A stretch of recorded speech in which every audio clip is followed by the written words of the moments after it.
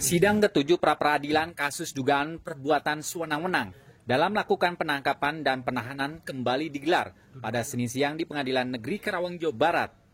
Sidang dengan agenda pembacaan putusan oleh Majelis Hakim Pengadilan Negeri Kelas 1B Karawang tersebut membuahkan hasil kekecewaan bagi para pihak pemohon. Pasalnya hakim memutuskan permohonan pra-peradilan. Aam melalui tim kuasa hukumnya Dr. Gary Gagarin, SHMA, dan partnernya terhadap termohon yakni Polres Karawang gugur. Ketua tim kuasa hukum pemohon Dr. M. Gary Gagarin Akbar, SHMA, dan pihak dari keluarga pemohon menegaskan kekecewaannya. Tapi yang menjadi tekanan dari tim penasehat hukum pemohon adalah terkait dengan tindakan dari penyidik Polres Karawang dan juga tindakan dari JPU. Karena seharusnya dua institusi ini dapat saling mengontrol terkait dengan penanganan perkara yang dilakukannya. Misalnya ketika terjadi penangkapan, di mana sebelum penangkapan banyak sekali proses yang tidak dilakukan. Bahkan ketika pertama kali ditangkap kliennya sudah mengajukan permohonan untuk restoratif justice, tapi tidak ada respon. Justru sampai minta dokumen tidak diserahkan juga, tidak diperlihatkan sampai akhirnya mengajukan pra-peradilan. Anehnya menurut Gary, ketika pihaknya mengajukan pra-peradilan, proses pelimpahan dari penyidik Polres Karawang kepada JPU sangat cepat. Bahkan ketidakhadiran Polres Karawang dalam persidangan pertama itu bisa diindikasikan atau diduga bahwa mereka, pihak penyidik Polres Karawang, sudah berniat untuk menggugurkan pra-peradilan. Hal ini dibuktikan dengan tindakan-tindakan yang ditemukan di lapangan. Salah satunya pihaknya sudah mencoba melengkapi kekurangan berkas yang dilengkapi oleh penyidik kepada kejaksaan. Tapi kejaksaan itu juga diduga ternyata tidak teliti dan sangat terburu-buru dalam melimpahkan perkara ini ke pengadilan. Tadi seperti yang kita dengar bahwa permohonan pra-peradilan yang kami ajukan itu sebetulnya bukan ditolak, tapi digugurkan dengan alasan adanya pelimpahan berkas dari jaksa penuntut umum kepada pengadilan. Jadi kalau ditanya bagaimana hasil putusnya, tentu saja ini tidak sesuai yang kami harapkan. Tapi suka tidak suka, mau tidak mau, ya kami akan hormati putusan pengadilan ini. Tapi yang menjadi tekanan dari kami adalah, atau yang kami perhatikan, terkait dengan tindakan dari penyidik Polres Karawang atau Polres Karawang dan juga tindakan dari jaksa penuntut umum. Kenapa saya konsentrasi kepada dua institusi ini? Karena seharusnya dua institusi ini dapat saling mengontrol terkait dengan penanganan perkara yang dilakukan. Misalnya, ketika terjadi penangkapan, ini kan sebelum penangkapan banyak sekali proses yang tidak dilakukan.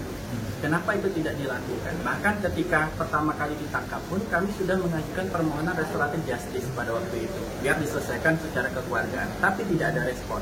Justru sampai kami minta dokumen tidak diserahkan juga, tidak diperlihatkan, sampai akhirnya kami mengajukan pra-peradilan. Ketika kami ajukan pra-peradilan, ini proses pelimpahan dari penyidik kepada jaksa penuntut umum sangat cepat.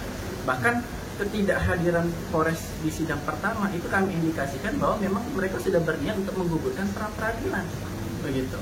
Nah, ini dibuktikan tindakan-tindakan yang kami temukan di lapangan, salah satunya dengan kami sudah mencoba menyampaikan kekurangan-kekurangan atau ketidaklengkapan berkas yang dilakukan oleh penyidik kepada kejaksaan. Tapi pihak kejaksaan itu juga ternyata tidak cermat, tidak teliti, dan sangat terburu-buru dalam melimpahkan perkara ini ke pengadilan. Nah, ini kita harus lihat lagi ada apa sebetulnya antara institusi kepolisian dan institusi dari kejaksaan. Kenapa mereka sangat ingin buru-buru melimpahkan perkara? Seharusnya pra-peradilan ini menjadi momentum bagi khususnya Polres Karawang untuk membuktikan bahwa mereka seharusnya sudah sesuai prosedur. Itu kan yang mereka sampaikan kemarin, mereka sudah sesuai. Harusnya mereka tidak mengejar pelimpahan berkas. Seharusnya mereka membuktikan dalil-dalil mereka di persidangan. Misalkan mereka bantah nih, yang kita dalilkan semua tidak benar. Mereka sudah berdasarkan ini. Tapi kan tidak ada. Justru mereka dari awal pun sudah terlihat niatnya untuk menggugurkan pra-peradilan. Seperti yang kawan-kawan semua dengar hari ini. Kami bukan berarti tidak bisa membuktikan dalil, tapi permohonan kami gugur karena adanya pelimpahan berkas. Itu bisa dijelaskan pelimpahannya kemana, Pak? Pelimpahan itu dari kejaksaan, kan awalnya itu dari kepolisian, itu dia limpahkan tahap 2 kepada kejaksaan. Nah di kejaksaan itu terjadi P21 namanya kelengkapan berkas. Nah ketika sudah lengkap berkas, seharusnya ketika P21 itu kan sebelum P21 dia cek dulu nih, ada nggak petunjuk-petunjuk jaksa, petunjuk-petunjuk jaksa kepada penyidik yang belum dilengkapi. Yang tadi saya bilang saksi-saksi ini masih ada yang tidak diperiksa. Kalau kawan-kawan mau tahu, dari 4 saksi yang muncul, yang sudah diperiksa oleh Polres Karawang, itu tidak ada satupun dari pihak klien kami. Itu murni semua dari pihak sana. Lalu bagaimana untuk meringankan klien kami ketika tidak ada pembanding keterangan? Begitu. Hal yang dilimpahkan ke Polda Jabar, Pak? Kalau ke Polda Jabar, otomatis gugur apa enggak? sebetulnya kalau ke Polda Jabar itu adalah mereka meminta pendampingan sebetulnya untuk mendampingi mereka ketika proses pra peradilan. Gitu.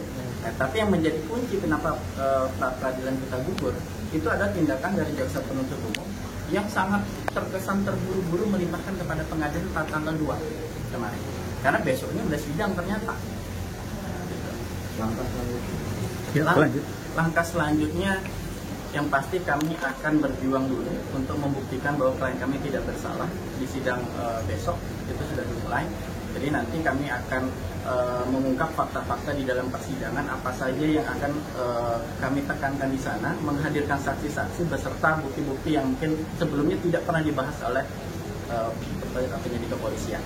Nah mungkin setelah kami fokus mendampingi di pembuktian di perkara pokoknya, kami akan juga bersurat kepada beberapa lembaga negara. Karena menurut kami hal ini sudah bukan sesuatu yang dapat ditolerir. Ini udah sangat-sangat berat. Artinya siapapun oknum-oknum yang terlibat, baik dari kepolisian maupun dari kejaksaan, kami pastikan akan proses sampai ke tingkat yang lebih tinggi. Begitu. Kami sudah mempersiapkan. Gugurnya pra ini bukan berarti bahwa dalil-dalil yang disampaikan oleh pemohon tidak valid. Betul. Ini memang karena sudah dilimpahkan pengadilan. Betul. Bukan gitu ya? Betul. Jadi seperti yang tadi kawan-kawan media dengar semua, bahwa kenapa permohonan kami tidak dikabulkan bukan berarti karena kami tidak bisa membuktikan dalil, tapi karena memang penyebabnya adalah adanya pelimpahan perkara yang sudah masuk kepada pengadilan untuk minta diadili seperti itu. Pak, soal yang dilaporkan ke Propam, informasinya kan hasil bukan hanya di sidang ya, tapi dilaporkan ke Mabes Polri. Itu gimana, Pak? Nah, karena kami melihat ada beberapa temuan, sehingga kami menyatakan, wah ini sebetulnya ada hal-hal fundamental tidak sesuai dengan kode etik profesi dalam penanganan perkara. Sehingga kami sudah sampaikan kepada Propam Mabes Polri, temuan-temuan itu sudah kita sampaikan, tinggal ini menunggu tindak lanjut dari Propam Mabes Polri. Ya mudah-mudahan dalam waktu dekat akan ada pemeriksaan lanjutan. Yang dilaporkan lembaga apa oknum kepolisian, Pak? Sebetulnya yang kita laporkan itu ya mulai dari yang paling atas sampai ke penyidik. Gitu. Dari Kapolres, Kasat, dan beberapa penyidik. Seperti itu. Bang, tanggapan dari putusan hasil pra peradilan barusan, apa tanggapan dari pihak keluarga nih? Tanggapannya saya sangat kecewa dengan hasil putusan pra peradilan hari ini, karena menurut saya itu kita butuh keadilan. Jadi buat masyarakat jangan sampai kita dibodoh-bodohi lagi terkait dengan hukum. Makanya saya menggugat dengan pra peradilan. Tapi dengan hasil yang sekarang saya rasa tidak sangat maksimal. Untuk keputusan hari ini saya sangat kecewa dari pihak keluarga dan rekan-rekan masuk tim kuasa hukum saya. Tidak puas? Tidak puas dengan hasil sidang hari ini. Terus harapannya apa nih? Kan masih ada persidangan selanjutnya. Harapannya kita akan terus lanjut. Kita akan tempuh jalur hukum walaupun di sini kita kalah dari sidang pra peradilan, digugurkan, bukan kalah ya, digugurkan. Kita akan tempuh jalur selanjutnya. Dan kita juga sudah laporan ke Mabes, niat kita mau lapor juga ke Komnas HAM. Lapor. Oke. Kenapa dilaporkan? Ada yang salah? Nah, nanti itu biar penasihat hukum saya menjelaskan terkait masalah Komnas HAM. Oke. Nama lengkap, Bang? Rahmat Hidayat. Oke, siap.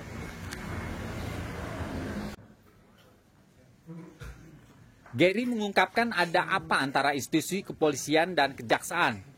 Kenapa mereka sangat ingin terburu-buru melimpahkan perkara yang seharusnya pra peradilan ini menjadi momentum bagi Polres Karawang untuk membuktikan bahwa mereka seharusnya sudah sesuai prosedur. Permohonan pra peradilan yang diajukan pihaknya digugurkan oleh hakim dengan alasan adanya pelimpahan berkas dari Jaksa Penuntut Umum atau JPU kepada pengadilan.